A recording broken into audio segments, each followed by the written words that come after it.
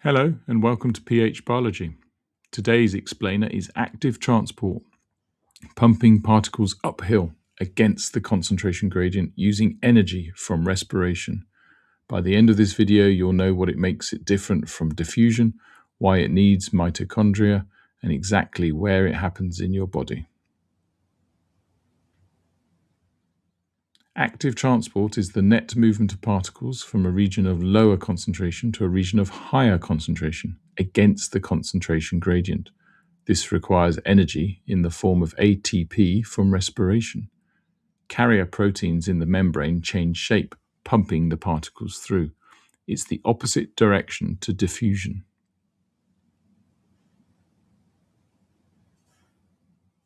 Three things. 1. It always works against the gradient. 2. It needs energy from respiration supplied as ATP from mitochondria. 3. Cells that do lots of active transport have many mitochondria. Root hair cells, intestinal lining cells, kidney cells. Spot lots of mitochondria, expect active transport. Common slip. Don't say down the gradient because that's diffusion. Active transport is the opposite.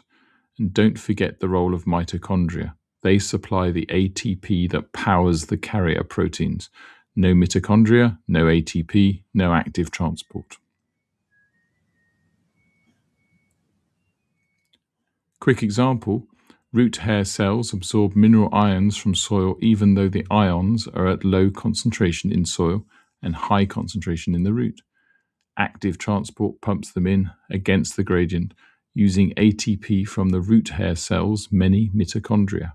Same trick in the small intestine. Glucose absorbed against gradient. Right, if any of this is going to stick beyond this video, drop into phmaths.com. You'll find a free 4-week GCSE higher revision planner ready to download, plus the mastery workbooks. One for every higher topic, every answer fully worked, every common slip flagged. Simple explanations, serious results. See you next video.